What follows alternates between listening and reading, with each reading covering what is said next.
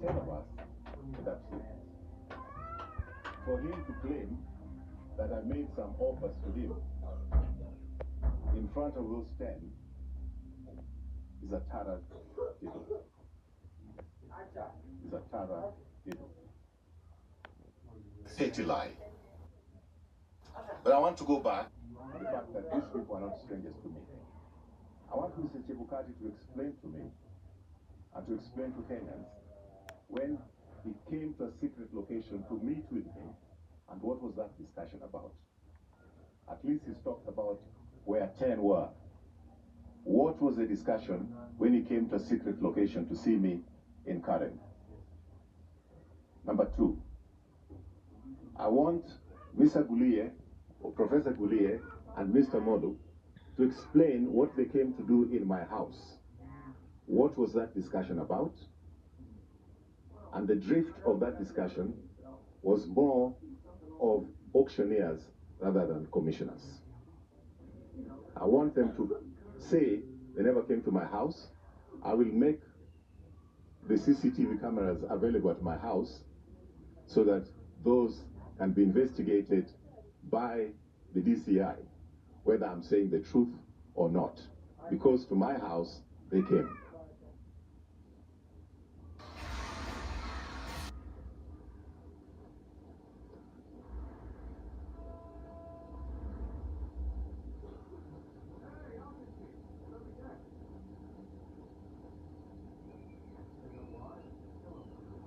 I did give an account to Mr. Gulie that there was a worry that Form 34As were being changed. And he told me that there's nothing he can do. He is not the returning officer. Mr. Chebukati is the returning officer. So I should go and talk to Chebukati. Yet he was on the floor when there were all kinds of strange excuses. There were the lights, the lights which were supposed to be shown on the documents. What do you call those lights? Yeah? UV lights. UV lights. And when my favorite people, things are getting so tough right here. Apparently, Chebukati, Gulie, they are really lying, these guys. Those UV lights ran out of batteries. And in fact, I did ask an official if I could therefore then bring them batteries so that the UV lights could be used.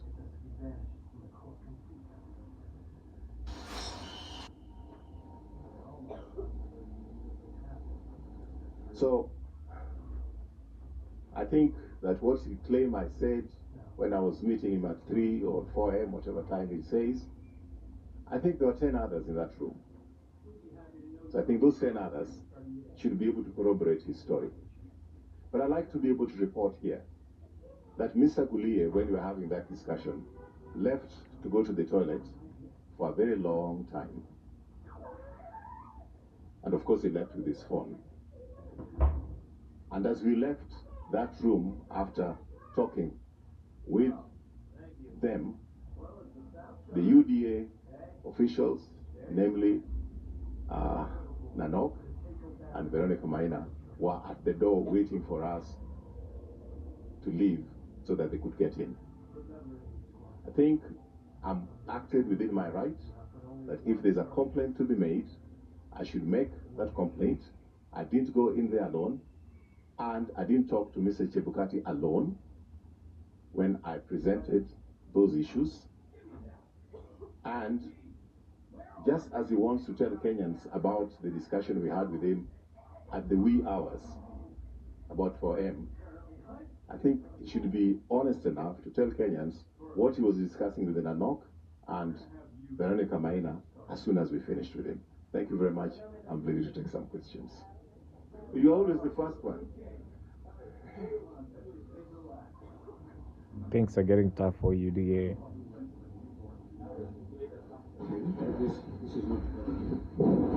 Hello. Now that you've made a counterclaim of meeting Chebukati, what was the contents of that meeting at that secret location? And 2, what were Commissioners Molu and Gulie doing at your house? knowing that these are very key players in an electioneering period? Mr. Guleye and Mr. Molu did request to see me, and they said it was confidential, and I thought my house was the most confidential for them to come during that particular time. So I'm just telling you that they're not strangers to me. During the run-up to these elections, again, I'll be able to put this, if at all, it will not divert the Supreme Court, because I've looked at the replying affidavit of Chebukati to the Supreme Court. I've not seen any substance. I think the only substance is to divert attention by putting in the name of Rafael Tujus and have some, something which is sensational. But they did come to see me, and of course, Guleye did send emissaries to me, 2 of them. I don't want to mention their names, just like I don't want to mention the name of the other person, because I think he's a witness at the Supreme Court. And everybody needs a little bit of protection. I think I do have better security than these 2 individuals, so I don't want to mention their names, but he sent them to me, and he was very, he complained to me that nilikutumia watu bona kuongea nao. So basically they also come to ask you for an offer. Well, I just said that from my discussions previously with them, I was dealing more with auctioneers than commissioners. What was the content of the meeting between you and Chebukati? I would want him to be able to state that himself, since he has stated what we discussed on that Monday, Tuesday night in the public domain. I dare him to state. Now that you are saying, you could actually say it now, that you're the one who's made the counterclaim, that he came to you and met you at a secret location in Kari. Where was this secret location? Because you know that you have businesses in Kari. Is it at one of the businesses? And what could have been the contents of this? And what could have been the contents of this meeting? Was he also auctioning, or even trying to solicit a bribe from your side? Because this matter is in court, and because I have to consult my lawyers before I speak too much, I thought that whatever I've told you this up to now is appropriate as a matter of public interest. SJ, you have disclosed your house. They met you at your house, right? Why can't you disclose the secret location? I mean, it could be a public. Why can't you just disclose it? You disclose your house. My house, I can disclose. A secret location may be belonging to somebody else. It is not appropriate for me to expose that. Yes. Katibu, thank you. Are you from Citizen TV? This is, you have mentioned secret location and 2 commissioners who visited you at your house, and you said that you'll provide the CCTV footages to that effect. I just want to understand, because you are the executive director of the Azimio la Umoja One Kenya Coalition Political Party. Former Secretary General of... And former Ariada MP as well. And was this prompted... And former newscaster as well. Thank you. And was this rather prompted by this affidavit? And as an aggrieved party, were Chebukati and Guleye, not to mention you in their affidavits, would you still have provided this before the court? I would not have. Why? And you feel an aggrieved party? I explained to you why. I do have, given the fact that I'm no stranger to the political arena, right? I was there in 2017. These are people I know. These are people I've worked for. I've worked with, rather. Take, for example, the time when IBC chairman made a ruling that the parties had to reveal their running mate within a certain time.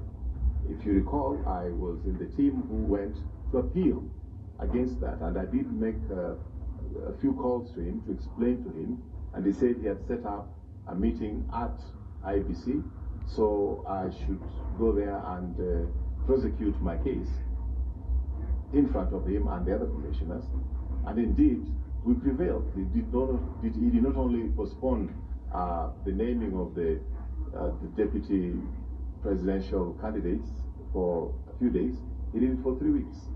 So these are people that I've worked with. I'll give you another phone conversation which I had with him.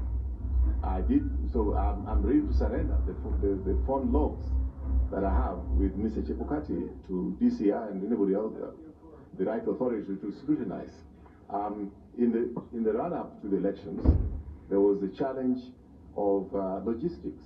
If you talk to anybody who is farming flowers or vegetables, trying to get space on aircrafts going abroad, they'll tell you that Chebukati is a fraud. There was always a challenge with getting aircrafts to carry a lot of cargo.